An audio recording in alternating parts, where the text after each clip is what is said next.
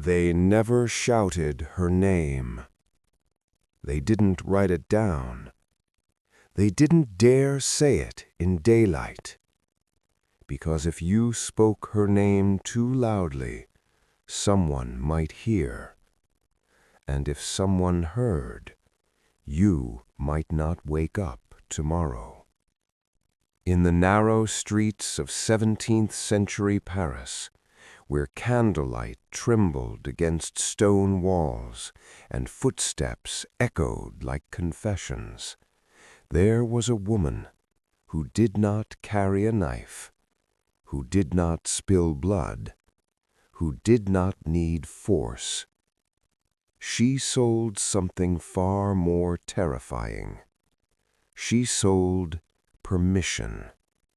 Permission for wives to become widows. This is not a legend. This is not folklore. This is the true story of the woman who supplied poisons to wives so they could kill their husbands, quietly, patiently, and without consequence. Her name was Voisin. Chapter 1. Paris, a city ready for poison. Paris was already dying. The air was thick with rot. The river carried sewage. The streets carried plague. People died every day. So when a man grew sick, no one asked why. Doctors blamed the stars. Priests blamed sin. Families blamed God. Poison hid perfectly in a city like this. And wives knew it. They watched their husbands drink wine, eat soup, swallow medicine. They knew where death could slip in unnoticed. And when desperation grew too loud to ignore, they went looking for Voisin. Chapter 2. The Midwife Who Learned Too Much. Catherine Voisin began with life. As a midwife, she held screaming infants. She cleaned blood from sheets. She learned how fragile bodies truly were. She saw how a wrong herb stopped breathing. A wrong dose stilled a heart. A slow poison mimicked illness. She learned that death does not need violence, only knowledge, only patience. And women noticed her eyes. They were not kind, they were not cruel, they were practical. Chapter 3. The First Wife. Her name is lost to history, but her story survived. She was young, married to an older man, a merchant who drank himself into rages. Every night she waited for sleep to come, hoping tonight he wouldn't hit her. One night she didn't wait anymore. She came to Voisin shaking. "I don't want him to suffer," she said. "I just want it to end." Voisin gave her a powder. "Mix it into his wine," she said. "Not all at once, a little every night." The husband lasted 3 weeks. He coughed, sweated, complained of weakness. Doctors said his lungs were failing. On the 22nd night, he never woke up. The wife wore black. Inside, she breathed for the first time in years. Chapter 4. How Poison Became a Service. Word spread the way secrets always do, quietly, carefully. Wives told sisters, servants told mistresses, mistresses told noblewomen. Voisin didn't advertise, she waited, and they came. Chapter 5. The Wife of the Soldier. He survived war, cannon fire, steel blades, infected wounds, but he did not survive his own home. He returned angry, broken, violent. His wife came with bruises hidden beneath lace. La Voisin gave her something stronger. "This one works quickly," she said, "but only if he drinks alone." The wife waited for a stormy night. She poured the poison into his soup.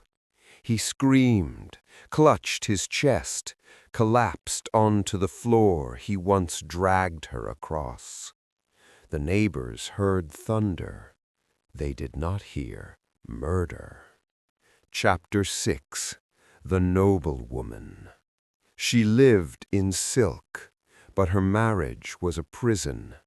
Her husband controlled her fortune, her movements, her body. Divorce would disgrace her family. Death would free her. La Voisin charged her more, not because the poison was rarer, but because silence was expensive. The nobleman died slowly, month by month. The doctors blamed melancholy. His widow inherited everything and sent La Voisin a ring in gratitude. Chapter 7. The Poison That Looked Like Love. Not all poisons were for husbands. Some wives wanted lovers. La Voisin sold potions that promised devotion, but many contained the same deadly ingredients. Love and death were often the same bottle. Women didn't always know which one they were buying, and La Voisin never corrected them. Chapter 8. The House of Bones. Behind her home, authorities later found bones, infant bones, burned bones, buried bones. Some were from abortions, some were from rituals, some were never explained. Paris pretended not to see because too many people had benefited. Ask yourself, how many wives sat beside dying husbands and felt relief instead of grief? How many cups were stirred slowly, carefully, lovingly? Chapter 9. The Wife Who Regretted It. Not every poison brought peace. One wife watched her husband die too slowly. His eyes followed her, even when he couldn't speak. She later returned to La Voisin, screaming, "I hear him at night." La Voisin gave her something else, to help you sleep. That wife vanished months later. By the time the king began to hear whispers, La Voisin had already sold death to dozens, perhaps hundreds, of wives.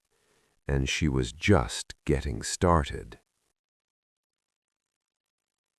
Because soon the poison would reach the royal court itself. When poison entered the palace. Chapter 10. The court begins to whisper. At first, the deaths stayed in the streets. Merchants, soldiers, minor nobles, men whose names faded quickly. But Paris is a city of mirrors. What happens in the alley eventually reaches the palace. Servants talk, maids listen, secrets climb staircases. Soon the whispers changed.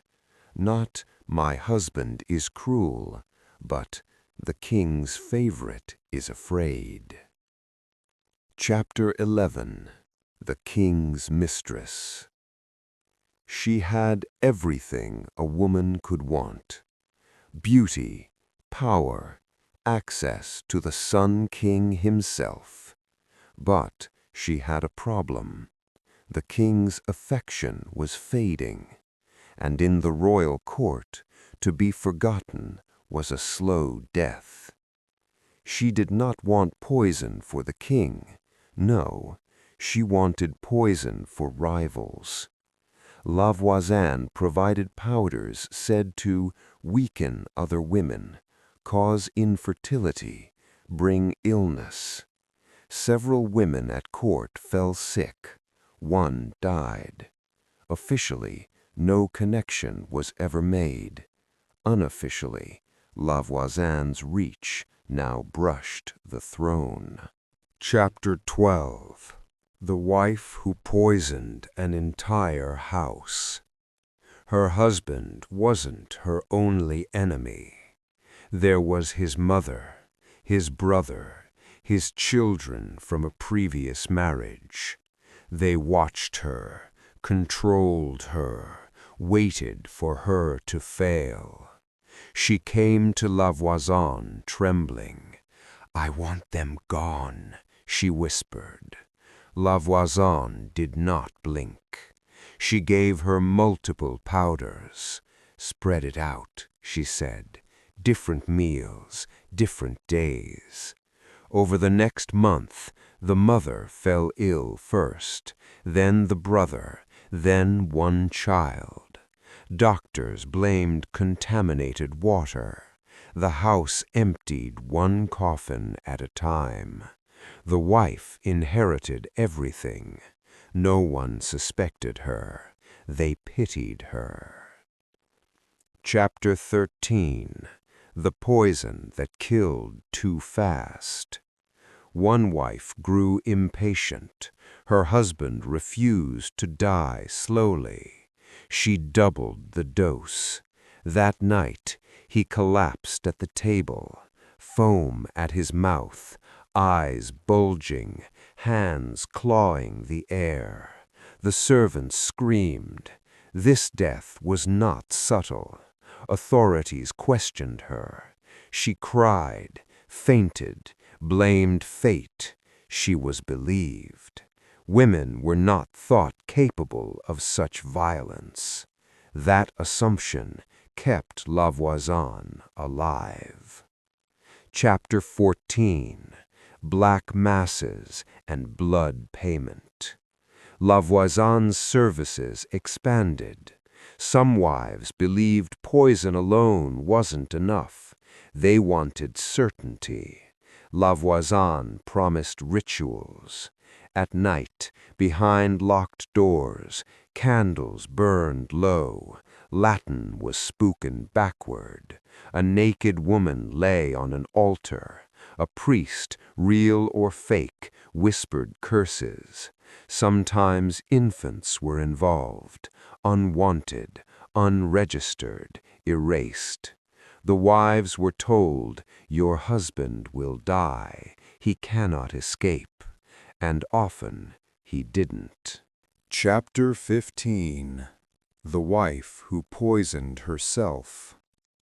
One woman came too often. She poisoned her husband slowly, but the waiting broke her. She drank wine from the same bottle, a small amount, every night. She wanted to feel closer to him. She fell ill before he died. 2 coffins left the house within days. La Voisin never spoke of her again. Chapter 16. Too many corpses. Paris began to notice patterns.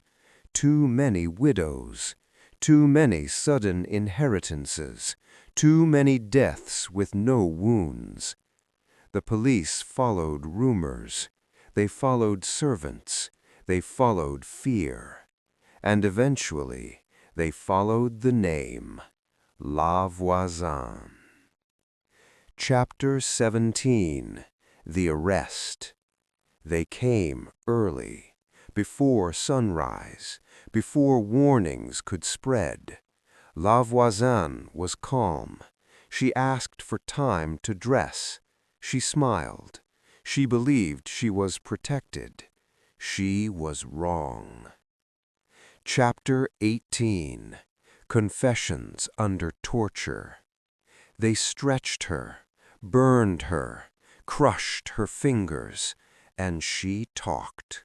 She named wives, nobles, priests. She claimed she sold poison to hundreds. She laughed as she spoke, because she knew if she fell, she would not fall alone. Chapter 19. The wives turn on each other. Wives were arrested. Some denied everything. Some confessed. Some blamed servants. Others blamed La Voisin. Many said the same thing. I only wanted peace. Chapter 20. Silence from the palace. When names reached too close to the king, records vanished, trials stopped, prisoners disappeared. The truth was buried. Not everyone could be punished. Some secrets were too dangerous. Ending of Part 2, 10 to 15 minutes. La Voisin sat in her cell, listening to screams from other cells. She knew what awaited her, fire, and yet she smiled, because she knew, even in death, her poison lived on. Fire does not burn a legacy. Chapter 21. The Wait for Death. Prison smells different when you know you will die. La Voisin knew. She listened to footsteps in the corridor, counted them, measured time not in hours, but in screams. Other women were taken first. Some returned broken, some never returned at all. La Voisin waited, calm, almost bored, because she had lived her entire life selling death to others. Now it was simply her turn. Chapter 22. The King Decides. King Louis XIV read the reports by candlelight. Names of noble women, names of courtiers, names that should never appear on paper. He did not want justice, he wanted silence. So he ordered the trials to end quietly, records sealed, executions minimized. La Voisin would die, others would be spared, not because they were innocent, but because the truth would poison the throne itself. Chapter 23. The Last Night. La Voisin was offered confession. She refused. She mocked the priest. She said, if God cared, he would have stopped the wives. She slept soundly, better than many of her victims. Chapter 24. Execution Day. The square filled early. Crowds always gather for fire. They want to see suffering. They want to believe evil can be destroyed. La Voisin was brought out. She looked smaller than rumors suggested, older, human. She did not beg. She did not cry.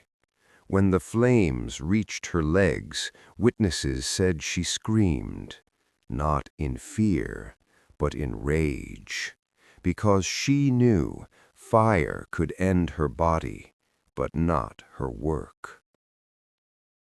Chapter 25. The Wives Who Walked Free.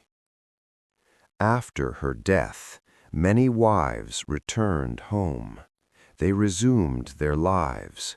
They raised children, attended church, wore mourning jewelry. No one questioned them. Some remarried quickly. Some never did. At night they dreamed of coughing husbands, of staring eyes, of silent meals.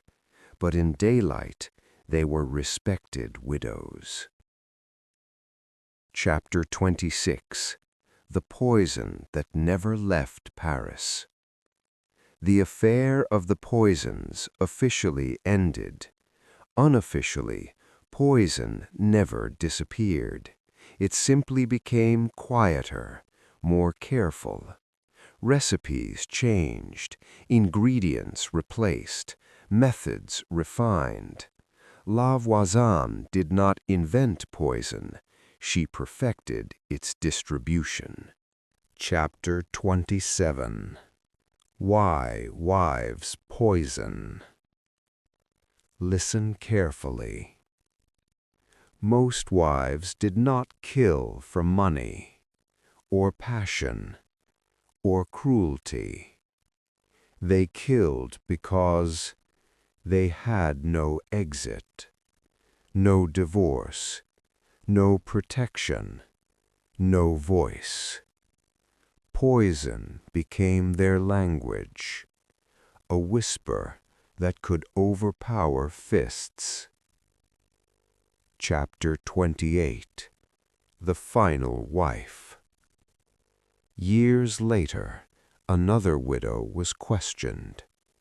She laughed and said, "If La Voisin had not existed, someone else would have become her." The room fell silent, because she was right. Chapter 29. The True Horror. The horror is not La Voisin. The horror is demand. As long as women are trapped, someone will sell poison. As long as suffering is invisible, murder will hide in medicine. Even now, somewhere, a wife stirs a drink, watches carefully, waits, and the name La Voisin is never spoken, but always remembered. The poison never left. Chapter 30. After the fire. Fire cleans nothing. It only convinces people that something has ended. When La Voisin burned, Paris exhaled. Crowds went home. Church bells rang. They told themselves, "It's over now." But death had already learned how to walk quietly, and it did not need her anymore. Chapter 31. The Silent Widows. Years passed. Widows aged. Some grew soft. Some grew bitter. Some grew powerful. They never spoke of poison again, but they remembered the weight of the vial, the way powder dissolved, the exact moment relief replaced fear. At night, when houses were quiet, they counted breaths, not their own. Theirs were finally free. Chapter 32. Poison becomes modern. As centuries turned, poisons evolved. No longer bitter, no longer obvious. They learned to mimic heart failure, stroke, natural illness. Doctors learned new names. Murder learned new disguises. The method survived. Only the bottle changed. Chapter 33. Why this story still matters. because this was never about one woman. La Voisin was not unique. She was a symptom. When systems trap people, someone always sells an exit. When suffering is ignored, violence becomes quiet. And the quietest violence is the hardest to stop. Chapter 34. The question no one asks. Ask yourself, if you lived then, with no rights, no escape, no voice, would you judge the wives, or would you understand them? History prefers villains. Reality prefers silence. Chapter 35. The poison we don't see. Today, poison rarely comes in vials. It comes as neglect, control, emotional decay, slow erasure. Some deaths leave no bodies, only empty rooms and quieter lives. Chapter 36. Return to the first wife. Remember the first wife, the one whose name was forgotten. History erased her, but kept her action, because systems remember outcomes, not suffering. She didn't want blood. She wanted sleep, silence, mourning without fear.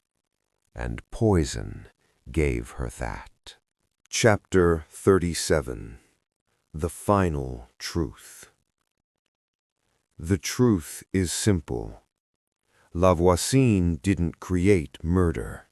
She professionalized it. She turned desperation into a transaction, and society allowed it because it was convenient. Somewhere a candle flickers. Somewhere a glass stirs quietly. Somewhere someone waits. The night does not end. It only grows quieter. And in that quiet, history breathes slowly. Listen. Do you hear it? The footsteps that never reach the floor. The whispers that vanish in stone walls. The sighs of women who waited and learned that patience can be deadly. Chapter 38. Hero to some, threat to others. La Voisin was many things. To the wives, she was a savior, a helper, a quiet force of liberation in a world that gave women no voice, no escape, no protection. She allowed them to reclaim what society had stolen: freedom, safety, relief. But to husbands, to priests, to kings, she was a threat. She undermined power. She destroyed appearances of order. She revealed that control could be broken, silently, invisibly, irreversibly. And that is why some loved her, and others feared her. Chapter 39. Why these women were needed. The wives who came to her were not inherently evil. They were trapped, ignored, abused. Their marriages offered no exit. The law offered none. The church offered none. And sometimes poison was the only language left. La Voisin didn't create need. She answered it. Without her, these women would have suffered in silence or found other, darker ways to escape. She became a solution to systemic injustice, however horrifying that solution may seem. Chapter 40. Modern versions of La Voisin. La Voisin no longer walks the streets of Paris.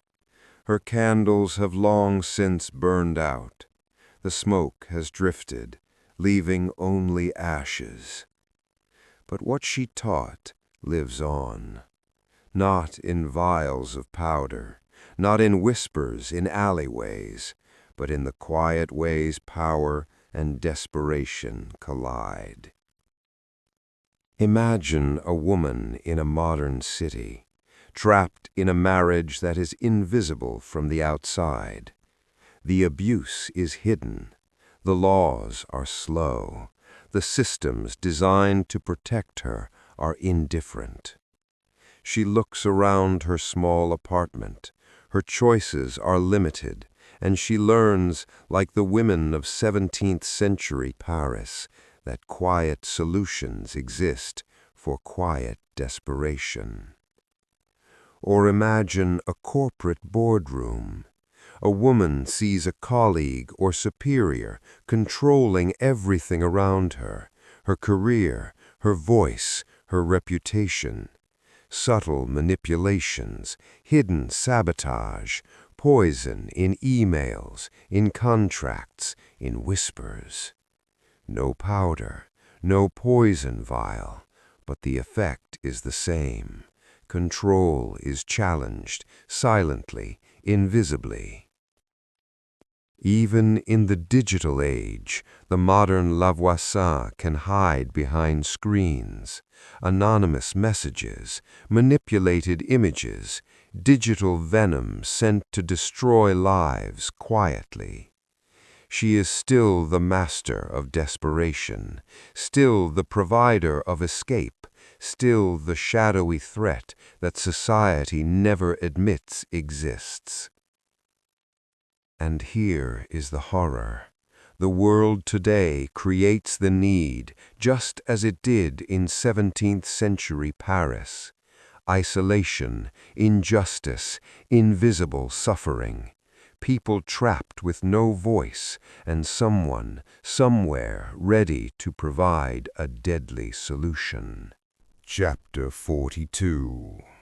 Moral Reflections on Modern Shadows. The lesson is chilling. La Voisin's legacy is not murder alone. It is the inevitability of quiet desperation. Where systems fail, where suffering is ignored, someone will provide a path.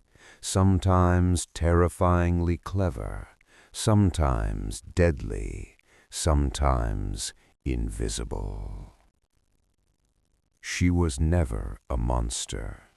She was a mirror. Society created the need. She provided the means. And in the modern world, the mirror still exists. Quietly, digitally, chemically, socially. Chapter 43. The Whispers Circle Back. Now imagine night again. A candle flickers somewhere. A glass stirs. A message is typed. Someone waits. Somewhere, someone watches. The modern La Voisin does not need streets. She does not need fire. She only needs a system that ignores suffering. And the shadows move silently, echoing the past, whispering the same lessons. Where there is control, where there is desperation, there will always be a path, even if it cannot be seen.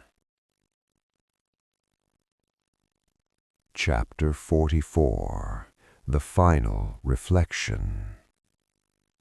So, remember, she was a hero to some, a threat to others, and a product of the system. Her story does not belong only to the past.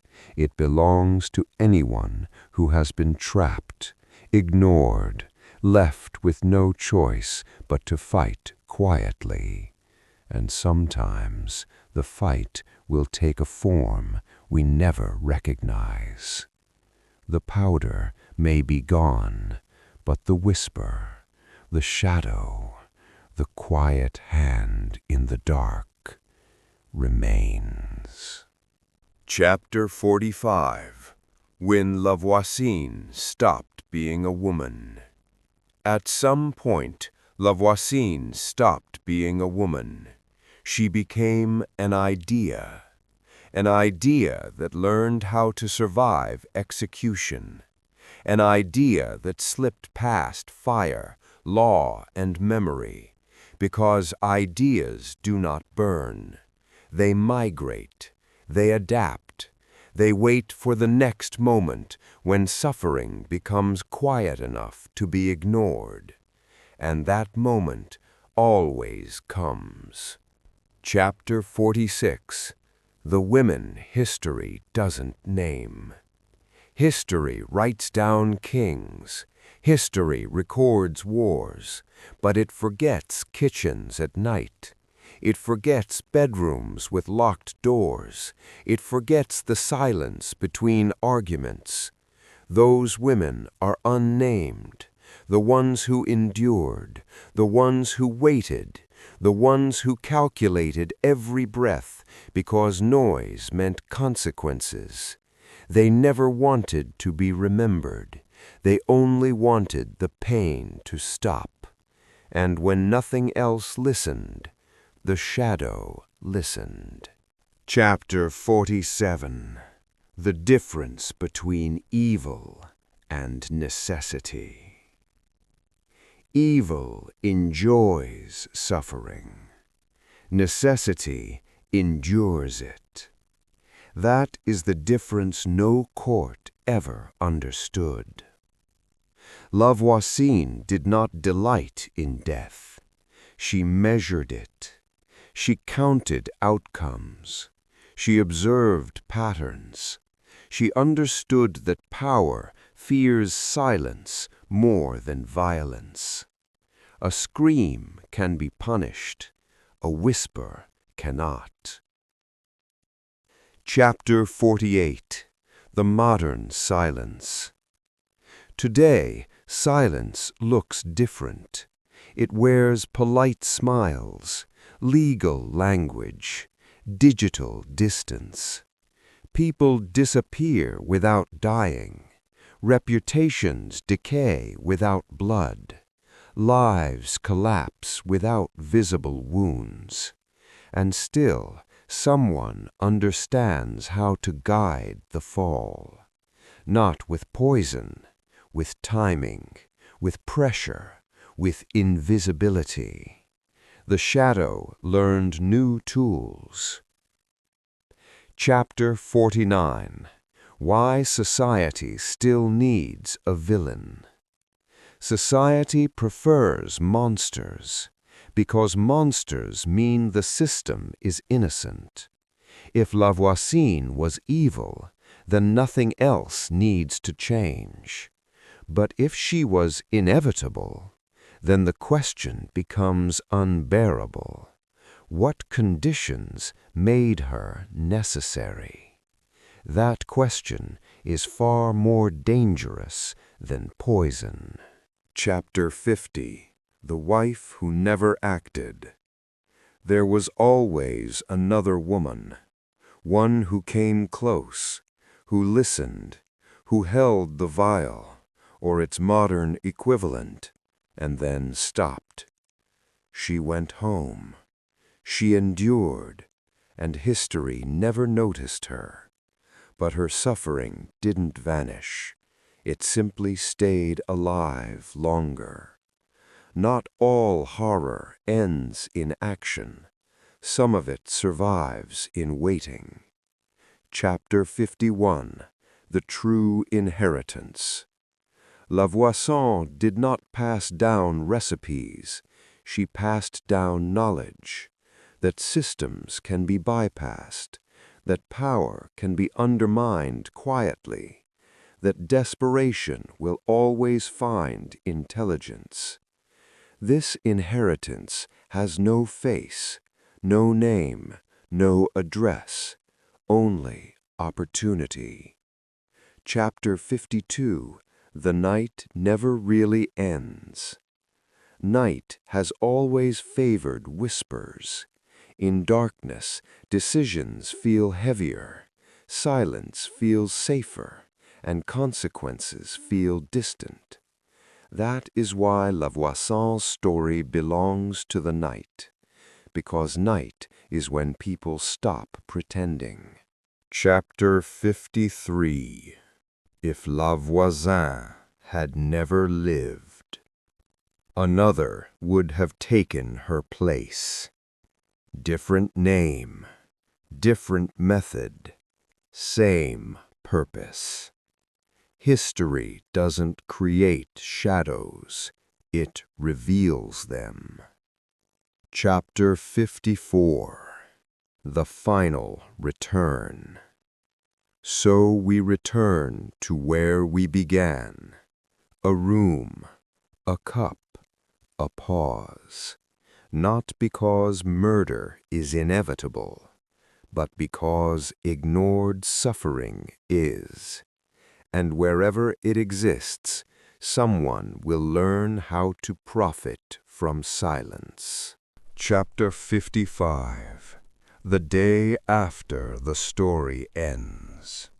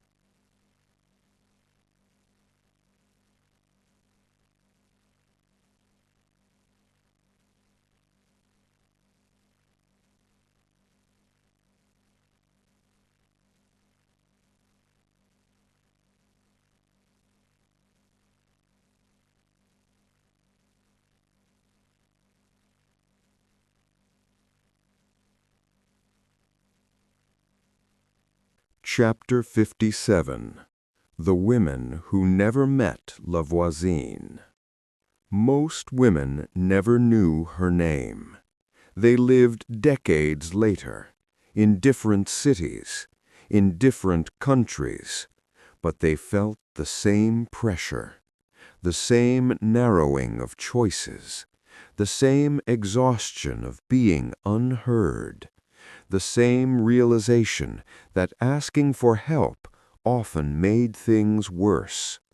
They didn't inherit her poisons. They inherited her understanding. That survival is rarely heroic. That escape is rarely clean. That silence is sometimes chosen because noise is punished. Chapter 58. When society calls it unfortunate. Listen carefully to the words people use. Unfortunate, complicated, private matter, tragic but unclear. These words are the modern disguises. They allow everyone to step back. They allow systems to remain untouched. They allow shadows to keep working. Voisin thrived in those words. So do her echoes. Chapter 59. The Men Who Never Felt Threatened. Not all husbands were cruel, but many never imagined fear flowing upward. They believed power was permanent, that authority was natural, that silence meant peace. They mistook compliance for safety. They did not notice how quiet can sharpen, how patience can harden, how waiting can become resolve. And when consequences came, they were always surprised. Chapter 60. The Psychology of Waiting. Waiting changes people. It stretches time, distorts morality, rearranges priorities. What once felt unthinkable becomes imaginable. What once felt evil becomes necessary. This is where Voisin truly lived, not in powders, but in time itself, in the long nights, in the repeated disappointments, in the slow erosion of hope. Chapter 61. When Law Arrives Too Late. Law loves clarity, victims, villains, evidence, but desperation does not wait for clarity. It grows in the gaps, in delays, in ignored warnings. By the time authority arrives, the story has already ended, and law can only document the aftermath, never the years that led there. Chapter 62. The Shadow as Teacher. The shadow teaches without speaking. It teaches that systems can be outpaced, that rules can be bent by patience, that power depends on visibility, and that the invisible often survives longest. This is the lesson that outlived Voisin. Not violence, not poison, understanding. Chapter 63. The Most Dangerous Comfort. The most dangerous belief is this, that this could never happen here. Every era believes it is more civilized, more enlightened, more protected. Every era is wrong, because human desperation does not disappear. It adapts. Chapter 64. The Quiet Successors. Successors do not announce themselves. They are not dramatic. They are not theatrical. They are careful, observant, patient. They do not see themselves as villains. They see themselves as necessary, and necessity does not feel evil to the person carrying it. Chapter 65. When History Chooses Amnesia. History remembers Voisin because she was caught. Countless others were not. They lived quietly, aged normally, died peacefully. History did not record them because history prefers clean stories. But the absence of a record is not the absence of truth. Chapter 66. The Shadow Looks Back at Us. If you feel uncomfortable now, that is the point. This story is not asking for judgment. It is asking for honesty, about power, about silence, about what people do when no one listens. La Voisin's story survives because the conditions that created her have never fully disappeared. Chapter 67. The Long Night Continues. Night does not end abruptly. It thins, slowly, almost gently. This story thins, too, not toward resolution, but toward awareness. The candle burns lower. The room grows quieter. The shadow does not move. It does not need to. The story does not end with fire. It never did. Fire is loud. Fire is visible.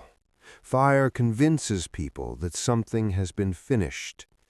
But the truth is quieter. La Voisin did not vanish when the flames rose. She vanished when people stopped asking why she was needed in the first place. That is how stories like this truly end. Not with punishment, not with justice, but with forgetting.